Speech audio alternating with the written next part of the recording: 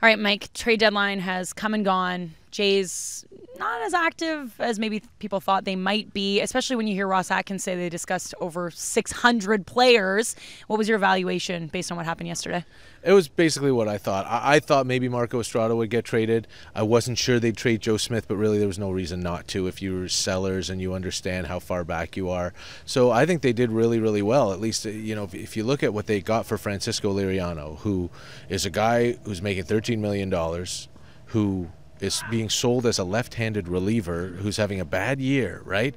They got a 24-year-old AAA player who's had major league time, who's a good athlete, who can play all three outfield positions. He's got an 800 OPS right now in AAA, and he's a piece of the future. He's going to be a starting player, you would think, for the Blue Jays next year and maybe for the next 6 years after. They had to take cash and they had to take Nori Aoki back, but that's a heck of a haul. And if you go back a year, Drew Hutchison, remember Drew Hutchison? Yeah. He was a guy who couldn't make the Blue Jays rotation and now can't make Pittsburgh's rotation. And for him, they got Teoscar Hernandez. They got two other prospects in the minors, and Harold Ramirez and Reese McGuire. They got Nori Aoki, and they got a year of Francisco Liriano who helped them go to the playoffs. So it's an incredible turnaround, an incredible payback for one guy in Drew Hutchison that works back this year, and they may yet still get something for Aoki in August. And that's the thing is you got to connect all the dots because this isn't just one move. These are a series of things that Mark Shapiro and Ross Atkins have managed. A lot of people seem to not be as keen on them right now. Do you still believe in this management group?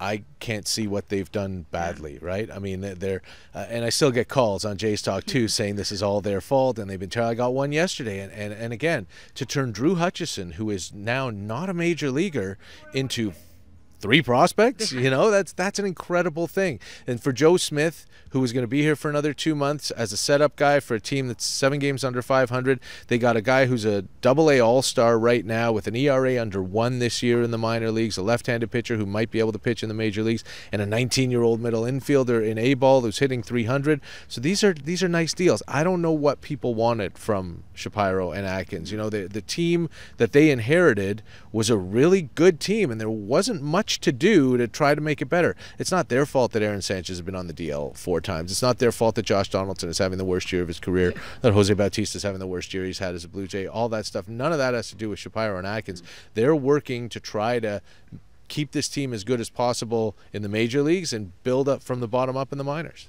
Vladimir Guerrero Jr. is right now the top prospect in all of baseball. He was number 2 on the Baseball America list behind Yoan Moncada, who the White Sox brought up a couple of weeks ago. So now Guerrero's number 1 on the prospect list. He is the best that there is down there. He went down as an 18-year-old in the Futures game, which is just before the All-Star game, playing against guys who are way older and way more advanced, and did not look out of place at all. Got a hit off a 99-mile-an-hour fastball.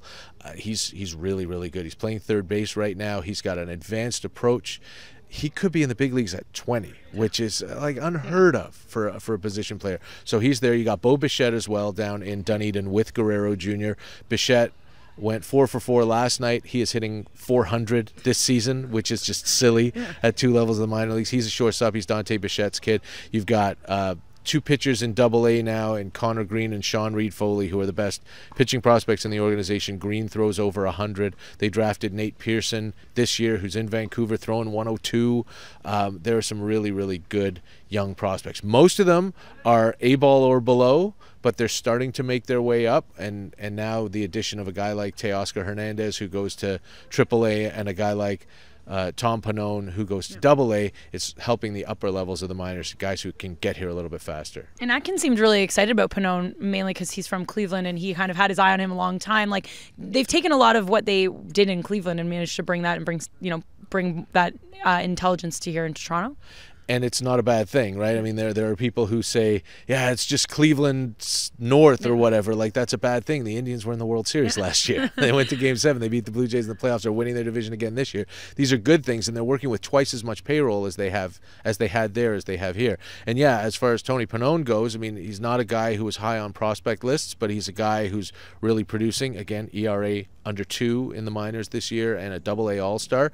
And Ross Atkins was part of the team that drafted him, so he knows him well, and he had his eye on him. He wanted to get him, and it seems like it's a pretty good return for a late-inning non-closer who only has 2 months left before he leaves. Now, how do they bridge the gap, and what do you think the time is going to be for them to go from this sort of aging veteran core that we see on the Jays now to all of that young wealth of talent that will hopefully bring the Jays back to the playoffs and beyond. Well, hopefully they get back to the playoffs before that, right? They're not giving up on 2018 by any means. And I think that gap has to be bridged by trading some of that young talent. Some of it's going to have to go to bring in guys who can help next year. But the core, I mean, I don't know how you can not see Josh Donaldson bouncing back. This is the only not great year he's had in his major league career, and he's been beat up all season. If Russell Martin has the same year, that's terrific. You're going to need at least one outfielder and at least 2 starting pitchers, but that may be it. You know, a return to health by Devin Travis would be great. The Blue Jays played amazingly when Devin Travis was healthy and was hitting. And the core, even though it's aging, you can kind of put kids in here and there. I can see Teoscar Hernandez, a 25-year-old next year, being an everyday outfielder for this team. Maybe make a deal with one of Steve Pearce or Kendrys Morales so that one of them DHs, and that frees up another spot for another younger, more athletic guy. You brought in Rob Refsnyder, who's been a terrific minor league hitter through his career. Maybe getting a chance in the major leagues, he can flourish, but you're still going to have Martin Tulowitzki. You're still going to have Josh Donaldson, but you can build something really nice around them for sure. Okay. And do you still see John Gibbons being a part of that going forward? Oh, absolutely. Yeah, absolutely. I mean, I don't know why you wouldn't. Yeah. I know that there are a lot of people who don't like John Gibbons for whatever reason, because he's got an accent or because he walks out to the mound slowly or whatever.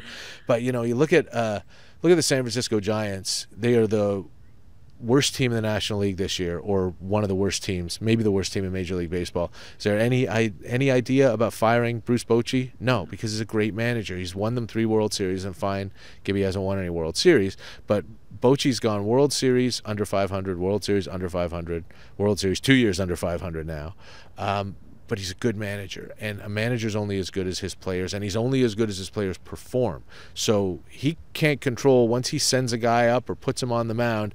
And when you have a guy who makes the right decisions, who stays calm in crisis, who's a good leader, and who the players respect, you keep him for decades. I don't know why you ever want to get rid of that guy. And what would you say the vibe is right now? Last night was just a brutal way to lose a ball game. But mind you, we had all of those crazy Grand Slam walk-off wins just before. This is the way the bounces of baseball. But what is the vibe right now in the clubhouse? It almost feels like they're aware we're looking at 2018, which is tough when there's this much baseball to go.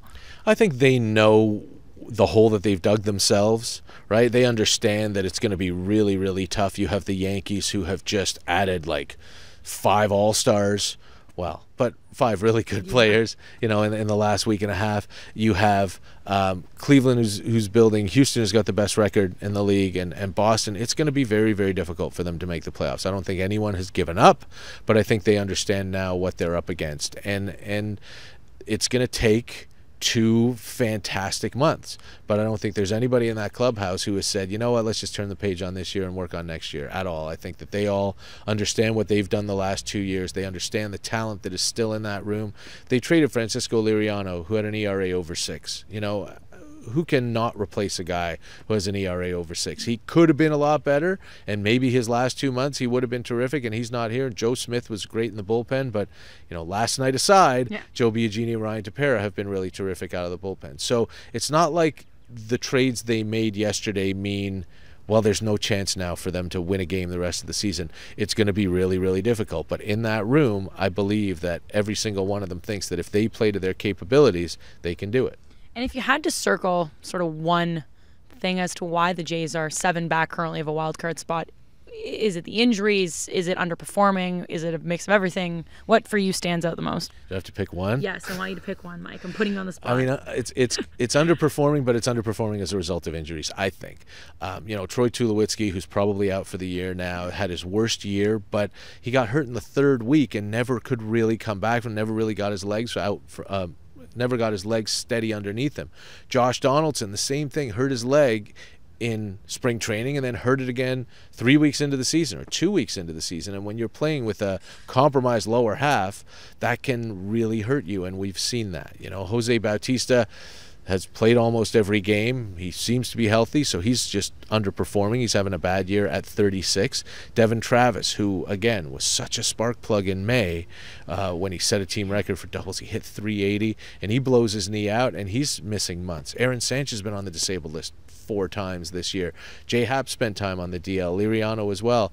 You know, that kind of stuff is really, really difficult to overcome. Last year, Aaron Sanchez won the ERA title, and Jay Happ won 20 games. This year, it's August, and they've combined for 4 wins. So, you know, that's injury, underperformance on the offensive side.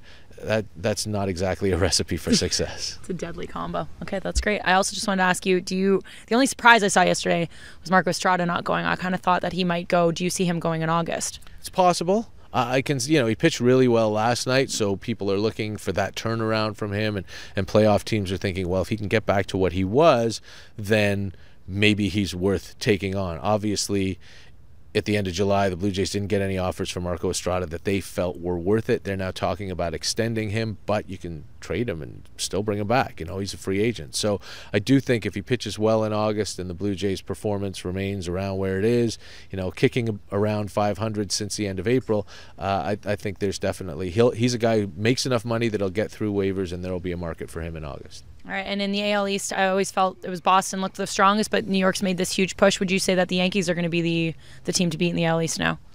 I don't know, maybe. I mean, they've added 2 starting pitchers, and they've added 2 wipeout relievers, and they haven't quite fixed their first base problem, but they're looking a lot better now than they did 2 weeks ago. That's for sure, with Sonny Gray and Jaime Garcia and David Robertson. I mean, it's crazy what they've done, and good for them. You know, they see this opportunity. They're better than they thought they were going to be, and they have jumped on it, and they've added pitching, which is what they desperately needed, but they still need that pitching to pitch well. Sonny Gray's not having a good year. Jaime Garcia is just an okay lefty, and in the AL East, that might get exposed. Tanaka's having a bad year. Sabathia, I don't know how he's doing what he's doing, and I don't know if he can continue doing it.